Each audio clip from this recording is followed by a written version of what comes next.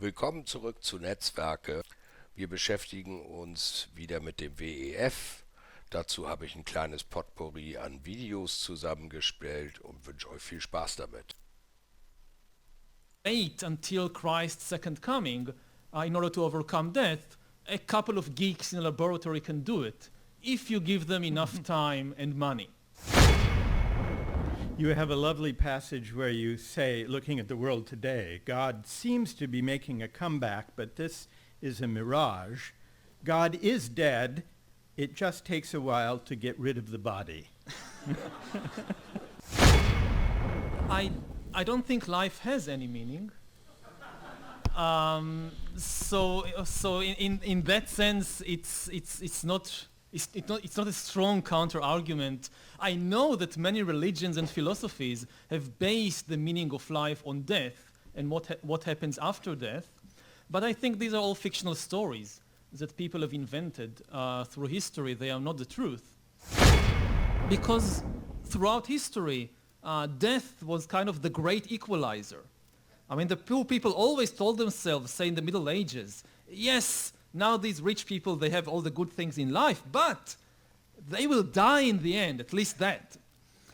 Just think what it means to be a poor person in a world when you die, but the rich continue to live young and beautiful forever.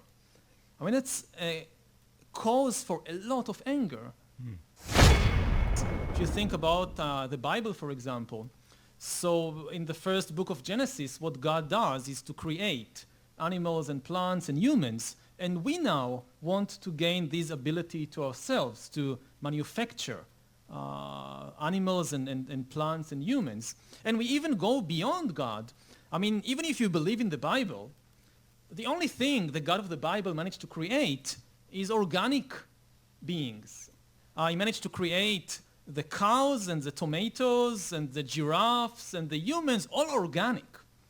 Now we try to go beyond the God of the Bible and create inorganic life, something he never managed to do, either according to the Bible or according to biology. For 4 billion years, all of life was organic, and now we want to create inorganic life. That's really, divinity is not far enough to describe what we are trying to do.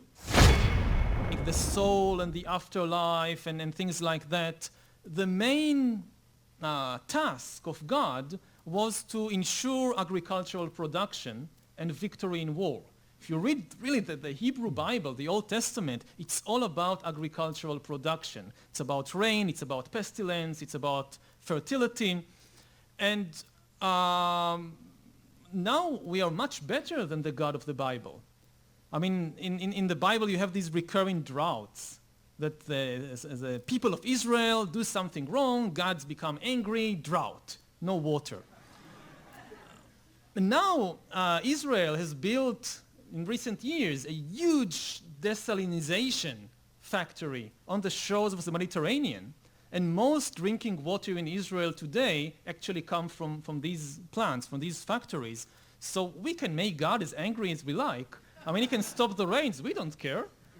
We still have water because science has managed to go way beyond the expectations of the ancient Hebrews. I think the most interesting place today from a religious perspective is Silicon Valley.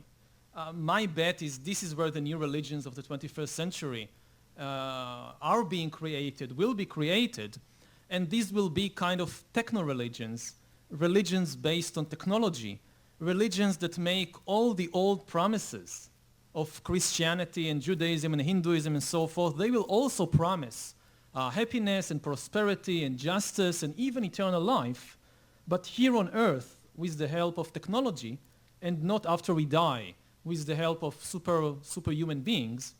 And in a way, I would say that we've already seen the first big techno-religion in history in previous century, and this was socialism. Nationalism breeds conflict and war with other nations. It's still a danger in the 21st century, but in the 21st century, the much bigger danger is that nationalism will prevent us from countering the global challenges that characterize this century. There is no nationalist answer to global warming. You cannot solve it on a national basis, which is why nationalists, at least sometimes, tend just to deny the problem. There is no global warming. And similarly with disruptive technologies, like bioengineering or artificial intelligence, you cannot confront these problems on a national basis. If you have a ban in the US on genetic engineering humans, it won't be effective if China or Korea is not on board. And very quickly, the US will break its own ban because nobody would like to stay behind. You must have global cooperation to confront these challenges. And this is why I think nationalism in the present context is very problematic and dangerous. It doesn't mean that we won't go along that path. Humans don't always do the right thing. So the 21st century might revolve around the fears and problems and hopes of a new massive useless class.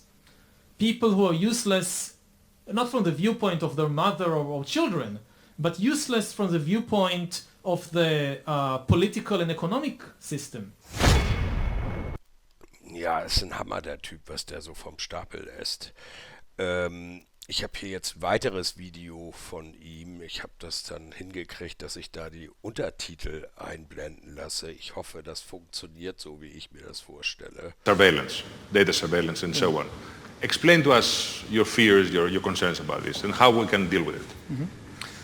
No, I think maybe in a couple of decades when people look back, the thing they will remember from the COVID crisis is this is the moment when everything went digital.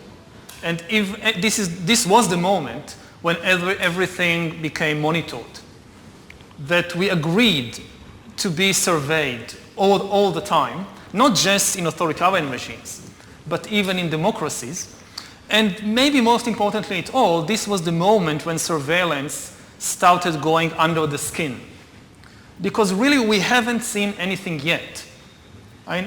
I think the big process that's happening right now in the world is hacking human beings, the ability to hack humans, to understand deeply what's happening within you, what makes you go. And for that, the most important data is not what you read and who you meet and what you buy, it's what's happening inside your body. So we had these two big revolutions, the computer science revolution, or the infotech revolution, and the revolution in the biological sciences. And they are still separate, but they are about to merge. They are merging around, I would say, the biometric sensor. It's the thing, it's the gadget, it's the technology that converts biological data into digital data that can be analyzed by computers. And having the ability to really monitor people under the skin, this is the biggest game changer of all. Because this is the key for getting to know people better than they know themselves. I often give the example from my own personal life that I realized I was gay only when I was 21.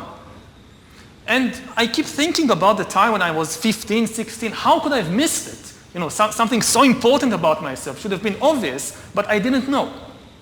Now, today, or in 5 or 10 years, any algorithm of Microsoft or Amazon or the government would be able to know such a thing when I'm 12 or 13, just by monitoring what's happening in my body, what's happening to my eyes when let's say I see a boy and a girl walking on the beach.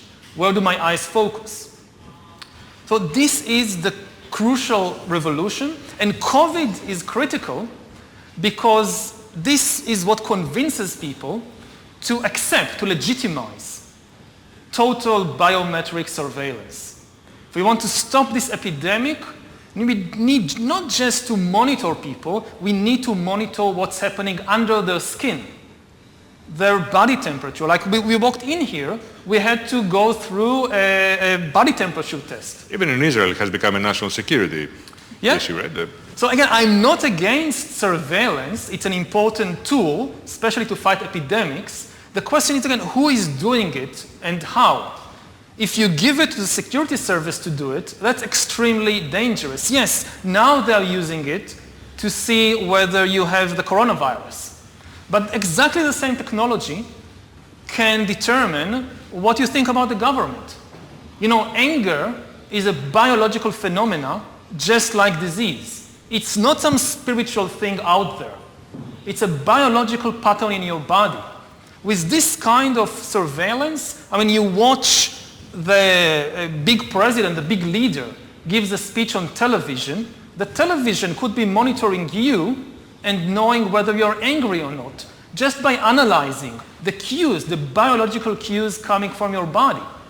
So, you know, people are now watching us online, all over the world, this conversation.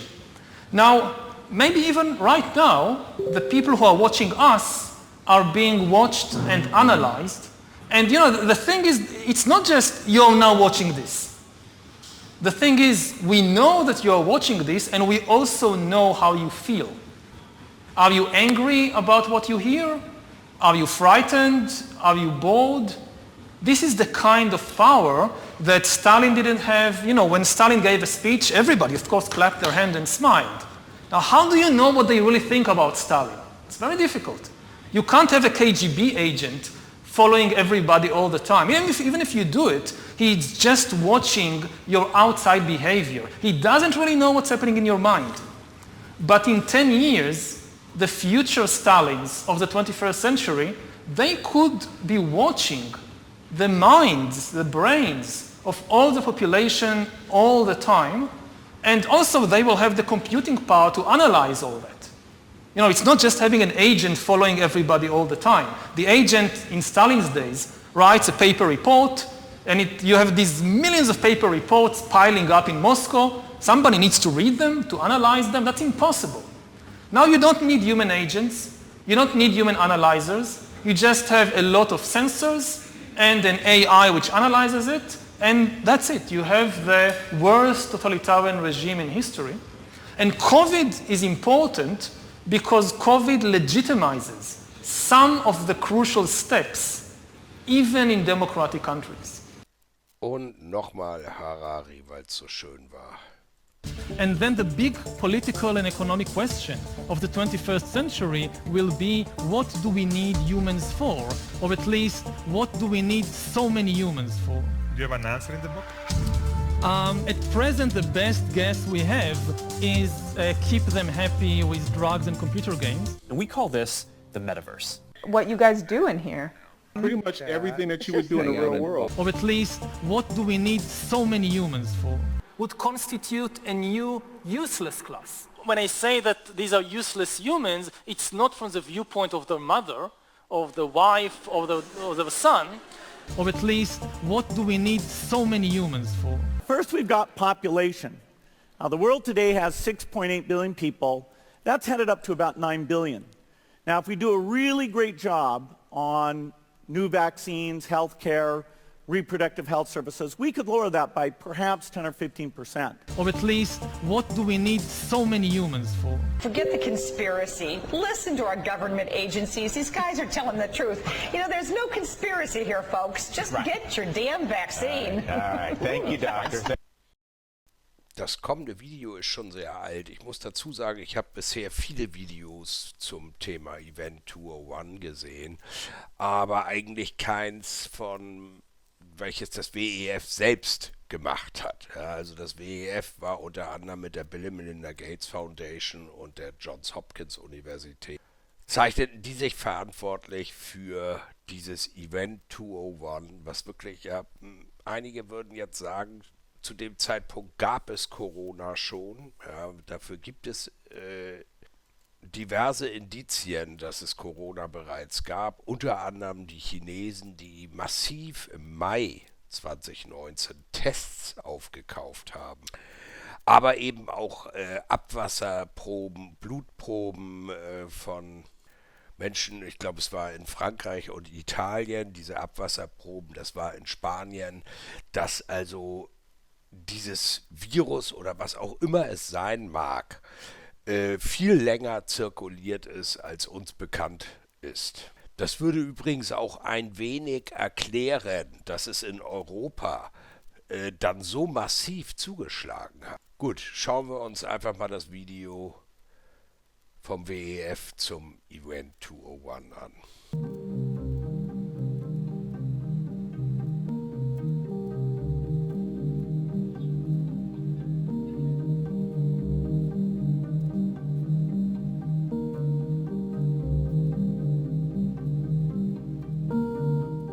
These epidemic events are getting more and more disruptive to health and to economy. And the reason we called it Event 201 is we knew eventually one of these days, one of those events would be the big one.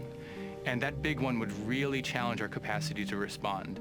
And to respond to the big one, we do need to have all hands on deck.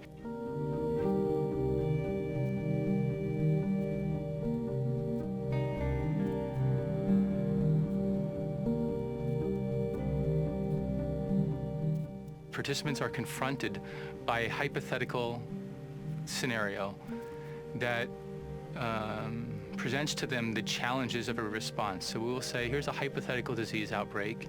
This is the way it might be evolving. And these are some of the challenges that you'll see that you'll have to address to address the disruptions that you're seeing to your healthcare system or to your organization.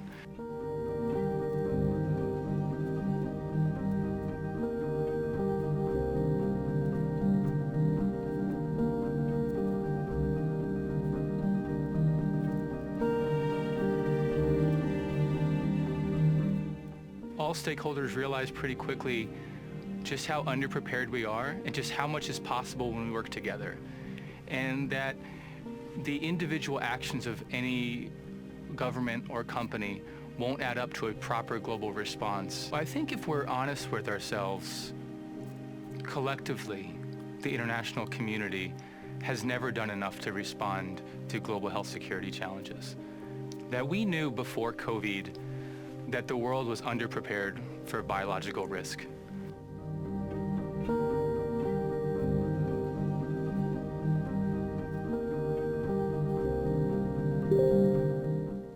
When we walked into the room in New York, if you would have asked, do you think the world is prepared for a pandemic? I think everyone around that table would have said no. But it's when they walked out, I think it's when we really knew that if we are going to get ready, we need to have operationalized and integrated public-private cooperation that we haven't seen before.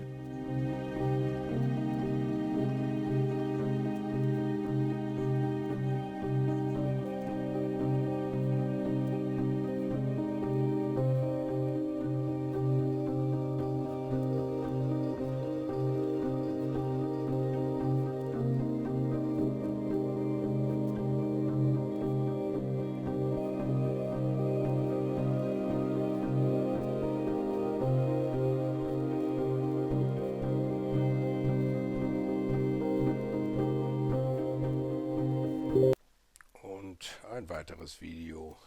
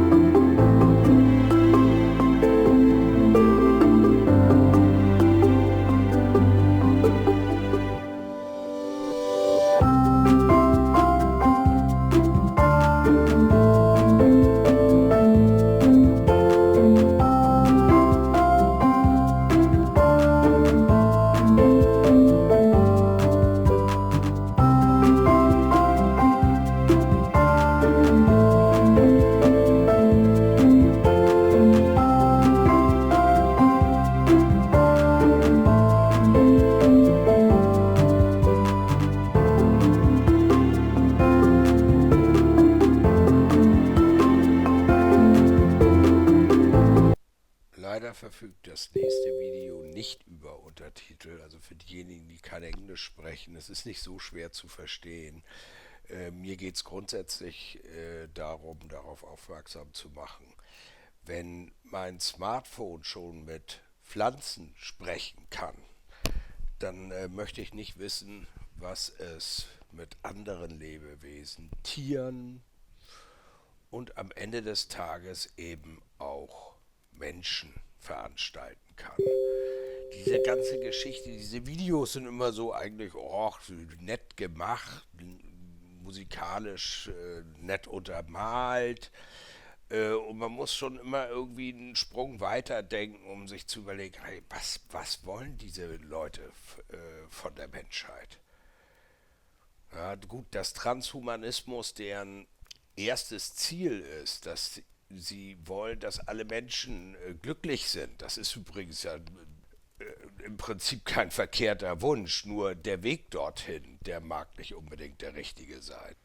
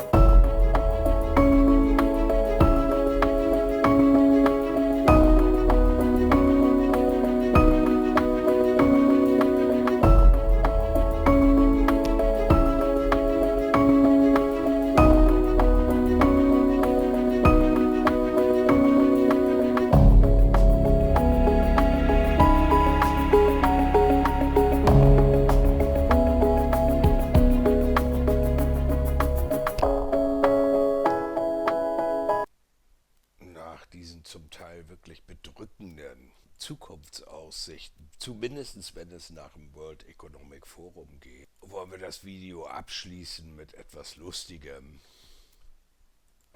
Ladies and gentlemen, it's my great honor. Fuck you, Klaus Schwab. Fuck you. I got plenty of words for you, but at the end of the day, fuck you and your New World Order, and fuck the horse you rode in on, and all your shit